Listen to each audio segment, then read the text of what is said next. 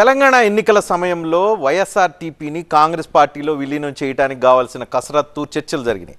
అయితే అప్పుడు సాధ్యపడలేదు. ఎందుకంటే అప్పుడు రేవంత్ రెడ్డి ఇక్కడ పీసీసీ అధ్యక్షుడిగా, తెలంగాణ పీసీసీ అధ్యక్షుడిగా వ్యతిరేకించారు. అదేవిధంగా ఆంధ్ర మూలాలు ఉన్న వాళ్ళు ఎవరిని తెలంగాణలో కాంగ్రెస్ పార్టీ యాక్సెప్ట్ చేసే పరిస్థితి అప్పుడు కనిపించలేదు. అయితే అప్పుడు పోస్ట్పోన్ అయిన విలీనం ఇప్పుడు ఆంధ్రప్రదేశ్ రాజకీయాల వేదికగా, ఆంధ్రప్రదేశ్ రాజకీయాల కోసం విలీనం అవుతున్నట్లుగా వైఎస్ఆర్టీపీ అనేది ఆ ప్రాసెస్ అనేది జరగటం మొదలవుతుంది. ఎల్లుండి ఈ విలీన ప్రక్రియ పూర్తిగా అవుతుంది. ఆ రోజు మీరు దక్కాల్సిన సమాధానాలని ఆ రోజు క్లారిటీ వస్తాయని చెప్పి షర్మిల కొద్దిసేపటి క్రితం అంటున్నారు.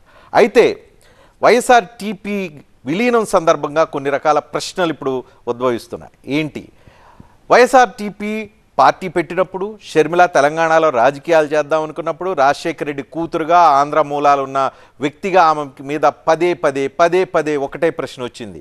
ఆంధ్ర మూలాలు ఉన్నవాళ్ళు తెలంగాణలో రాజకీయాలు ఎలా చేస్తారు? ఆ సందర్భంలో షర్మిల పదే చెప్తూ వచ్చారు.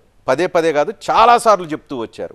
ఏం చెప్తూ వచ్చారు అని అంటే, ఆంధ్రప్రదేశ్ పుట్టినిల్లు అయితే తెలంగాణ మెట్టినిల్లు. తను ఇక్కడ పెళ్లి చేసుకొని వచ్చేసాను, తెలంగాణలో మాత్రమే రాజకీయాలు చేస్తాను, తెలంగాణకు తన జీవితం అంకితం అనేది పదే ఆమె చెప్తూ వచ్చారు. ఆమె చేసిన వ్యాఖ్యలను కొన్ని విందాం. మన పార్టీ ముఖ్యం కాదు, మనకు పదవులు ముఖ్యం కాదు, మనకు తెలంగాణ ప్రజలే ముఖ్యం. ఈరోజు జై తెలంగాణ అన్న దమ్మున్న ఏకైక పార్టీ అధ్యక్షురాలు వైఎస్ఆర్ తెలంగాణ. నాది ఆంధ్ర అయితే మరి సోనియా గాంధీ గారిది ఏది? త్యాగం చేసిన మహిళను గౌరవించాలంటే సంస్కారం ఉండాలి. నేను మాటికి తెలంగాణ బిడ్డనే. ఈ గడ్డ మీదే నా కొడుకును కన్నా, ఈ గడ్డ మీదే నా కూతుర్ని కూడా కన్నా. మరి నా గతం ఇక్కడైనప్పుడు, నా భవిష్యత్ ఇక్కడైనప్పుడు, నా బతుకే ఇక్కడైనప్పుడు ఈ గడ్డకు సేవ చేసుకునే హక్కు, బాధ్యత నాకు లేదా? బరాబర్ తెలంగాణలో నిలబడతా, తెలంగాణ ప్రజల కోసం కొట్లాడతా. జై తెలంగాణ, జోహార్ వైఎస్ఆర్, జై తెలంగాణ. జీవితం, బతుకు, భవిష్యత్తు తెలంగాణ అని చెప్పిన షర్మిల ఇప్పుడు తన భవిష్యత్తు కోసం కాంగ్రెస్ పార్టీలో చేరుతున్నారు. ఎలాంటి భవిష్యత్తు కోసం?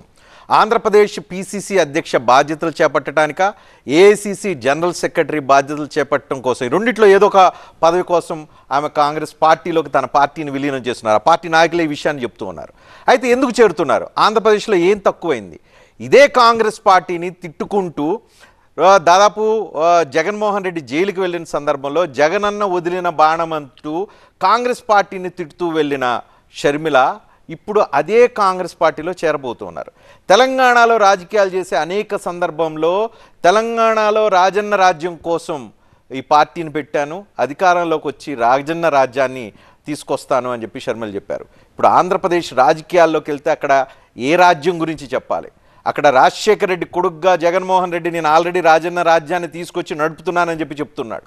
రాజశేఖర రెడ్డి ఆశయాల కోసం సంక్షేమ పథకాలు ఇంప్లిమెంట్ చేస్తున్నానని చెప్తున్నారు. ఇప్పుడు షర్మిల వెళితే కాంగ్రెస్ పార్టీలో పీసీసీ అధ్యక్ష బాధ్యతలు కనుక తీసుకుంటే ఏ రాజ్యం తీసుకొస్తానని చెప్తారు? ఏ నినాదంతో వెళ్తారు? తన సొంత అన్న మీద ఆమె ఫైట్ చేయడానికి సిద్ధపడతారా ఆంధ్రప్రదేశ్ రాజకీయాల్లో అనేది ఒక కీలకమైన పాయింట్. దీంతో పాటుగా తెలంగాణ నా లక్ష్యం, తెలంగాణలో నా రాజకీయం, భవిష్యత్తు గమ్యం ఇక్కడని చెప్పిన ఆమె ఇక్కడ రాజకీయాల్లో పాదయాత్ర 3200 కిలోమీటర్ల పాదయాత్ర చేసి తెలంగాణలో రాజకీయాల్లో ఆమె సరిపడక, పోటీ చేయలేక ఇప్పుడు ఆంధ్రప్రదేశ్ వెళ్ళి రాజకీయాలు చేస్తే అక్కడ ఎంతవరకు ఆదరణ దొరుకుతుంది అనేది కూడా ఇట్స్ అ డిబేటబుల్ పాయింట్. ఇందాక చెప్పినట్లుగా తన కుటుంబానికి అన్యాయం జరిగిందని ఓదార్పు యాత్ర సందర్భంగా, జగన్మోహన్ రెడ్డి జైల్లో ఉన్న సందర్భంలో ఓదార్పు యాత్ర సందర్భంగా కాంగ్రెస్ పార్టీని తీవ్రంగా విమర్శించారు షర్మిల. ఇప్పుడు ఎలా సమర్థించుకుంటారు కాంగ్రెస్ పార్టీ రాజకీయాలను ఆంధ్రప్రదేశ్లో షర్మిల చేయాలనుకుంటే? అదేవిధంగా ఇందాక కొద్దిసేపటి క్రితం ప్లే అయిన బయటలో కూడా తన ఆ మూలాలను ప్రశ్నిస్తే సోనియా గాంధీ మూలాలను కూడా ఆమె ప్రశ్నించారు. ఇప్పుడు అదే మూలాలపై ఇప్పుడు ఆంధ్రప్రదేశ్లో షర్మిల ఏం సమాధానం చెప్తూ ఉన్నారు. అదేవిధంగా షర్మిల తన రాజకీయ నిలకడ లేని తత్వాన్ని అక్కడ కాంగ్రెస్ పార్టీలో ఉద్దండులైన రాజకీయ నాయకులందరూ అక్కడ ఉన్నారు. కేవీపీ ఉన్నారు, సరే కేవీపీతో సన్నిహిత సంబంధాలు షర్మిలకు ఉన్నాయి. అదేవిధంగా ఉండవల్లి అరుణ్ కుమార్ ప్రస్తుతం రాజకీయ సన్యాసం చేసినా కూడా అక్కడ ఎంతో కొంత ఆయన కాంగ్రెస్ పార్టీ సింపథైజర్గా ఉన్నారు. అదేవిధంగా కేంద్ర మంత్రులుగా పనిచేసిన జేడీ శీలం ఉన్నారు, అదేవిధంగా పల్లం రాజు ఉన్నారు. ఇక చెప్పుకోకపోతే చాలా పెద్ద లిస్ట్ ఆంధ్రప్రదేశ్లో కాంగ్రెస్ పార్టీలో కనిపిస్తుంది. వాళ్ళందరూ షర్మిల వెనుక నడుస్తారా అనేది బిగ్ పాయింట్. వైఎస్ఆర్ కాంగ్రెస్ పార్టీలో అసంతృప్తులు ఎవరైతే ఉన్నారో, మొన్న మంగళగిరి ఎమ్మెల్యే ఆర్కే కావచ్చు, ఈరోజు దాడి వీరభద్ర కావచ్చు, వైఎస్ఆర్ కాంగ్రెస్ పార్టీకి రాజీనామా చేసిన వాళ్ళు, వీళ్ళంతా షర్మిలతో పాటు రేపు ఢిల్లీ వెళ్ళి కాంగ్రెస్ పార్టీ విలీనంలో ఉండి కాంగ్రెస్ పార్టీ తరఫున తన గ్రూప్గా పనిచేస్తే కాంగ్రెస్ పార్టీలో ఆల్రెడీ ఎగ్జిస్టింగ్ ఉన్న సోకాల్డ్ సీనియర్ నాయకులందరూ ఎంతవరకు కలిసి ముందుకు వస్తారు అనేది ఇంకో పాయింట్గా కనిపిస్తుంది. ఇవన్నీ పక్కన పెడితే తెలంగాణ నా భవిష్యత్తు, తెలంగాణ రాజకీయం అని చెప్పిన షర్మిల తెలంగాణ తనకంటూ ఒక వర్గాన్ని, ఒక గ్రూపుని, కొంతమంది నాయకుల్ని తనతో క్యారీ చేసిన పరిస్థితి కనిపిస్తుంది. కాంగ్రెస్ పార్టీలో విలీనం చేసి ఆంధ్రప్రదేశ్ రాజకీయాల మీద ఫోకస్ పెడితే తెలంగాణలో ఉన్న వైఎస్ఆర్టీపీ నాయకుల వాళ్ళ భవిష్యత్తు ఏంటి అనేది ఇప్పుడు ఒక పెద్ద ప్రశ్నగా మనకు కనిపిస్తుంది. ఇవన్నీ పక్కన పెడితే అన్నిటికంటే కీలకమైన పాయింట్, కాంగ్రెస్ పార్టీ తరఫున షర్మిల గనక ఆంధ్రప్రదేశ్లో గనక సీరియస్గా పనిచేసి కాంగ్రెస్ పార్టీ కూడా షర్మిల్ని తన నాయకురాలుగా ఆంధ్రప్రదేశ్ రాజకీయాల కోసం గనక వాడితే అక్కడ లాభపడేదెవరు, నష్టపడేదెవరు? గత ఎన్నికల్లో 2019లో జరిగిన ఎన్నికల్లో కాంగ్రెస్ పార్టీకి బలహీనమైన ఓటు పర్సంటేజ్ వచ్చింది.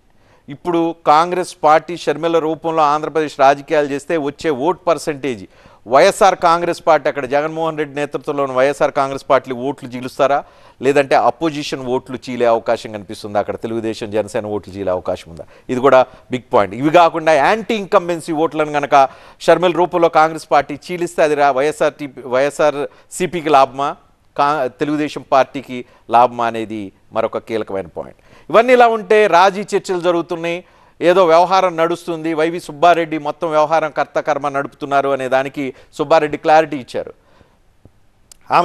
అతను చెప్తున్న దాని ప్రకారం తన కుటుంబ సభ్యురాలుగా వైఎస్ విజయలక్ష్మి ఇంటికి వెళ్ళాను తప్ప తాను ఎటువంటి రాజీ చర్చలకు రాలేదు అని చెప్తున్నారు. అదేవిధంగా షర్మిల కాంగ్రెస్ పార్టీలో చేరిన వైఎస్ఆర్ కాంగ్రెస్ పార్టీకి ఎటువంటి నష్టం లేదు అనేది కూడా వైవి సుబ్బారెడ్డి చెప్తున్న మాట. సో షర్మిల ఈరోజు పెద్ద న్యూస్ మేకర్. ఎందుకనంటే తన పార్టీని విలీనం చేస్తున్నట్టు అఫీషియల్గా ప్రకటించారు. ఇప్పటివరకు స్పెక్యులేషన్స్, చర్చలు, చేస్తున్నాం అనేది పక్కన పెట్టితే 4వ తారీఖున కాంగ్రెస్ పార్టీలో విలీనం. తెలంగాణలో రాజకీయం చేసి ఆంధ్రప్రదేశ్లో భవిష్యత్తును ఎత్తుకుంటున్న వైఎస్ షర్మిల కాంగ్రెస్ పార్టీలో ఎలా మనగడగలుగుతారు?